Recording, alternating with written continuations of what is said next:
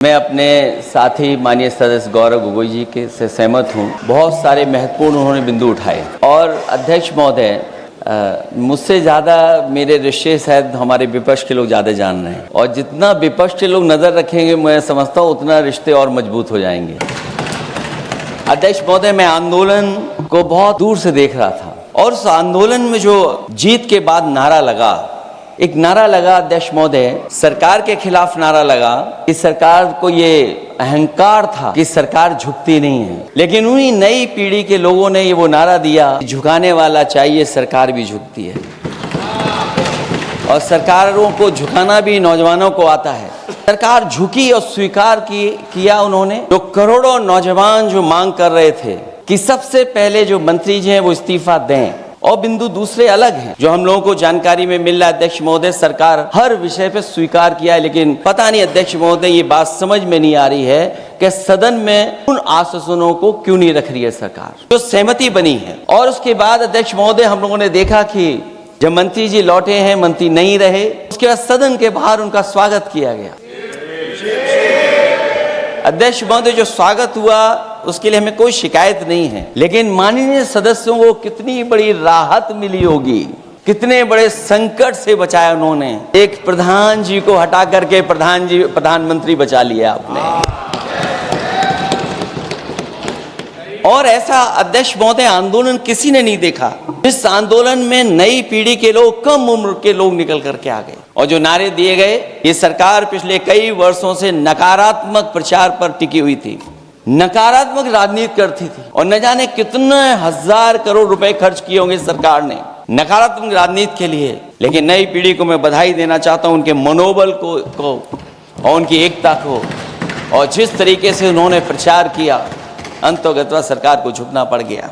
भाजपा वचन नहीं देती, जुमला देती है। तो मुझे उम्मीद है सभी युवा नौजवानों का जो मांग की है उन्होंने, उन सभी मांगों को सरकार स्वीकार करेगी। और सरकार ये भी स्वीकार कर लिया होगा कि कोई दल मजाक में बना तो कितनी बड़ा दल बन गया। जो कोई चीज मजाक से शुरू हुई वो कितना सीरियस हो गई, और इतना सीरियस हुई कि हमारी सरकार लोकतांत्रिक हो गई कि जो उनको धरने पे बैठने दिया, सरकार लोकतांत्रिक थी कि उन्हें धरने पर बैठने दिया। हमने वो भी समय देखा है कि जहां पर धरने पर नहीं बैठने दिया, वर्षों वर्ष लोग बैठे रहे धरने पर, उनकी सुनी नहीं गई। इसी दिल्ली को घेरा था किसानों ने, और सरकार को लगा कि चुनाव आ गया तो सरकार ने तीनों काले कानून वापस ले लिए। जब सरकार घबरा जाती है, डर जाती है, तो सरकार स्वीकार कर लेती है। इसीलिए वो नारा मुझे अक्सर याद आता है कि झुकाने वाला चाहिए, सरकार भी झुकती है। जो विषय लाया गया है prevention of unlawful means act, सरकार को कम से कम ये बताना चाहिए था कि 2024 में जब ये लेकर के आए थे तो आज 2026 में कैसे पेपर लीक हो। और केवल गिनती के 1-2 पेपर लीक नहीं हुए, ये ऐसा आंदोलन रहा जिसमें माँ बाप और नई पीढ़ी के लोग सब जुड़ गए। अगर हम ये माने कि 20 लाख बच्चों ने परीक्षा लिखी थी और उनके घर परिवार के सदस्यों को हम इसमें जोड़ दें, दादा दादी, माँ बाप और परिवार का कोई सदस्य, तो 5 लोग प्रभावित थे। 5 गुना 20, 1 करोड़ लोग नाराज हुए सरकार से।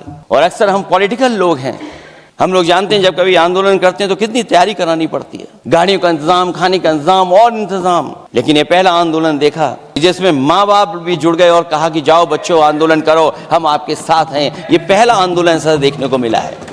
और केवल दिल्ली में नहीं हुआ ये, केवल दिल्ली में नहीं हुआ ये।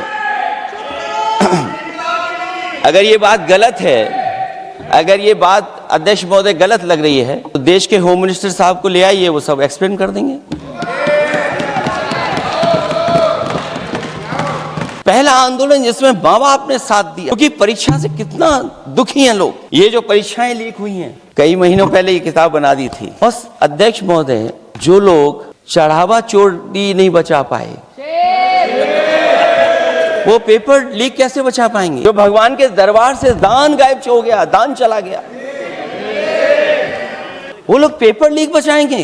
किस कानून को, जो कानून पहले बनाया उसी कानून का संशोधन करके लेकर आए? किसकी आंखों में आप धूल झोंक रहे हैं? और अगर कानून से बच रहा होता तो भाजपा की 10 साल की सरकार में 20 परीक्षाएं कैसे लीक हो गई? 20 परीक्षाएं लीक हुई अध्यक्ष महोदय, जिसमें कोर्ट तक जाना पड़ा, उसके बाद परीक्षा रद्द हुई। दरोगा भर्ती का पेपर लीक हो गया, जूनियर इंजीनियरिंग के भर्ती का पेपर लीक हो गया, ग्राम विकास पंचायत अधिकारी का पर्चा लीक हो गया, नलकूप चालक भर्ती का, यूपी टीईटी का परीक्षा लीक हुआ।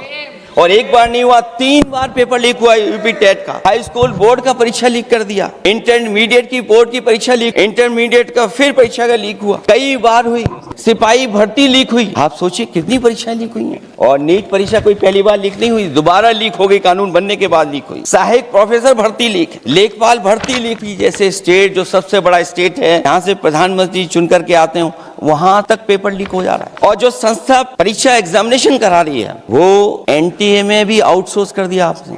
हम विपक्ष के लोगों को तो डर ये लगता है अध्यक्ष महोदय, कहीं ऐसा ना हो कि ये पूरी सरकार को आउटसोर्स कर दें। जो सबसे विश्वसनीय संस्था है, उसमें आउटसोर्स पे आपने कर्मचारियों को रखा हुआ है। किस बात की जवाबदेही है? यही अकाउंटेबिलिटी है आपकी? कहीं अकाउंटेबिलिटी ये तो नहीं है, आप अकाउंटेबिलिटी को ये कहीं समझ बैठे हो कि अकाउंट को भर दे वो एबिलिटी वाला ही हमें चाहिए, कहीं वो अकाउंटेबिलिटी तो नहीं है। आप बताइए, एनटीए को आउटसोर्स किया हुआ है आपने। जिस संस्था की जिम्मेदारी है महत्वपूर्ण परीक्षा कराने की, उसमें सब आउटसोर्स। और ये सच कहा कि कांग्रेस पार्टी के माननीय सदस्य ने मांग की है कि वो हम लोगों को पता होना चाहिए आखिरकार कौन लोग थे जो आउटसोर्स होकर के बैठ करके परीक्षा में इस तरह की घोटाला कर रहे थे। आखिरकार जवाबदेही क्या है, किसकी थी? और फिर केवल नीट की परीक्षा की बात करें और परीक्षाओं की बात करें, अगर हम अध्यक्ष महोदय, जब से सरकार बनी है तब से सरकार की कोशिश रही है कि शिक्षा, परीक्षा और यूनिवर्सिटी का ताना बाना पूरा ध्वस्त हो जाए, उसको एक रंगी बना दें हम, उसमें अंडरग्राउंड अनरजिस्टर्ड लोग शामिल हो जाएं। ये पिछले जब से भारतीय जनता पार्टी की सरकार आई है तब से हो रहा है। और फिर शुरुआत कहां से होती है? क्योंकि आप नहीं चाहते कि देश के गरीब लोग पढ़े लिखे आगे बढ़े। सरकार ने सबसे पहले हमला किया प्राइमरी स्कूल पर। और प्राइमरी स्कूल कितने बंद किए हैं आपने, जहां से बच्चे की शिक्षा की यात्रा शुरू होती है। एक गरीब परिवार का बेटा, बच्चे कहां से पढ़ करके निकलते हैं? सबसे पहले प्राथमिक शिक्षा सरकारी स्कूलों से पढ़ करके निकलते हैं। हमारे बहुत सारे माननीय सदस्य होंगे, वो उन्हीं प्राथमिक विद्यालयों से पढ़ करके आज इस सदन तक पहुंचे होंगे। आपने सबसे पहले स्कूलों पे हमला किया और प्राइमरी से लेकर के नौकरी तक पे आपने हमला किया है। युवाओं के भविष्य पर आपने चोट पहुंचाने का काम किया है। और जो प्राइमरी स्कूल जो आपने बंद किए हैं,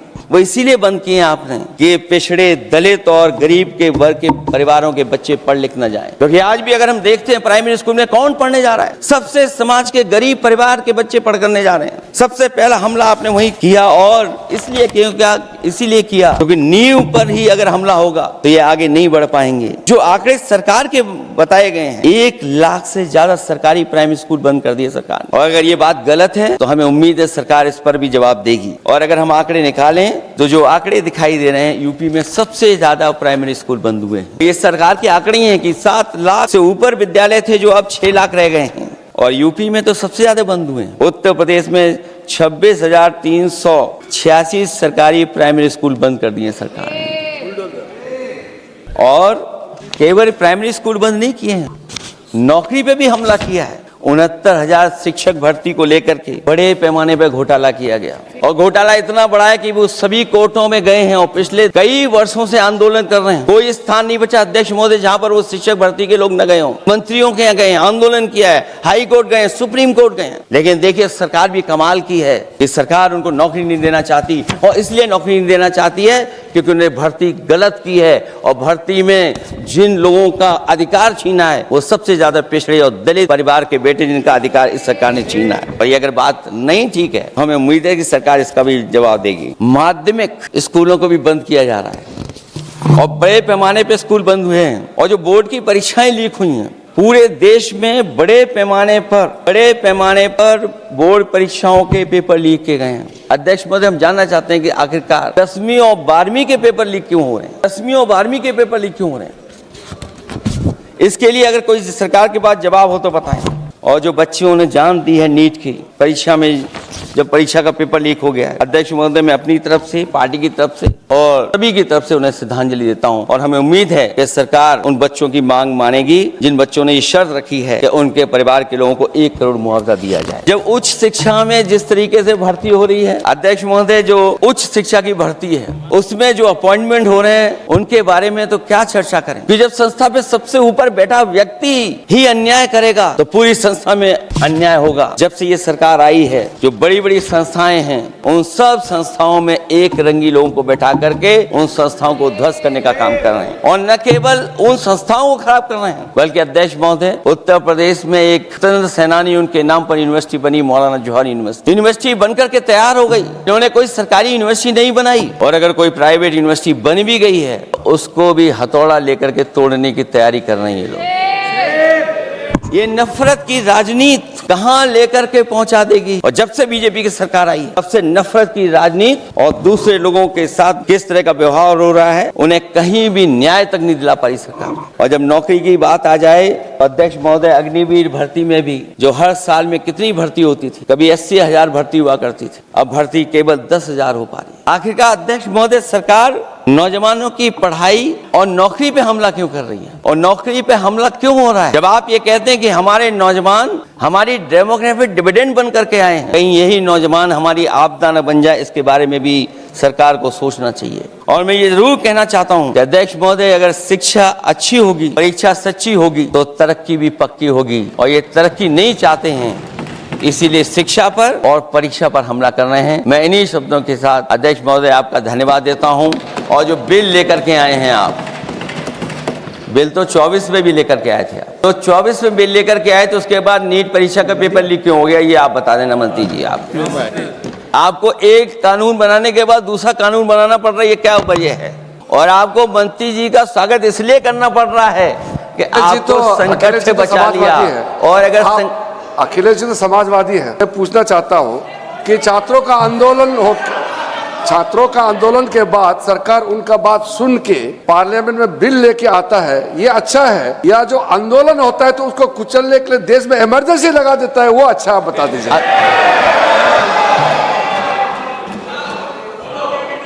अध्यक्ष महोदय, मैं इमरजेंसी को तो नहीं देखा हूं, लेकिन इमरजेंसी में क्या क्या हुआ है वो अभी दिल्ली की राजधानी में भी देखने को मिल गया है। आंसू के गैस के गोले और लकड़ी में लगा हुआ कुछ कील का और कांटे की चीजें, उस समय करंट नहीं लगाया जाता था, इस बार करंट लगाया गया। तो ये इमरजेंसी के बराबर ही हुआ है हमला, कम नहीं है। इमरजेंसी से कम अन्याय नहीं कर रहे हैं आप लोग। और याद करिए अध्यक्ष महोदय, अगर इमरजेंसी इन्हें याद आ गई है, अगर इमरजेंसी अध्यक्ष महोदय इन्हें याद आ गई है, तो इमरजेंसी के बाद भी परिवर्तन हुआ था, और हमें भरोसा है कि इसके बाद भी परिवर्तन होगा। और अध्यक्ष महोदय, मैं आखिरी में कहना चाहता हूं, कानून से नहीं, नियत साफ होगी तब नीट का परीक्षा साफ होगी। सवाल कानून का नहीं है, आपकी नियत साफ नहीं है। और जिस समय आपकी नियत साफ होगी तो परीक्षा भी साफ हो जाएगी। और हमारे साथी जो कुछ और बातें उठा रहे हैं, आज मौका नहीं है, लेकिन आपको भगवान भी माफ नहीं करेंगे, क्योंकि आप चढ़ावा चोरी में शामिल हुए हैं। और चढ़ावा ही नहीं, जो गुप्त दान था वो भी चोरी हुआ है, गुप्त दान। और ये पाप की श्रेणी में नहीं आता है, महापाप की श्रेणी में आता है। Akhilesh ji bill pay. और अध्यक्ष महोदय, आखिरी में मैं इतना ही कहना चाहता हूं, शिक्षा की रक्षा के लिए जो आंदोलन हुआ है वो हमेशा आंदोलन जीतेंगे। बहुत बहुत धन्यवाद, बहुत बहुत आभार प्रकट करता हूं आपका।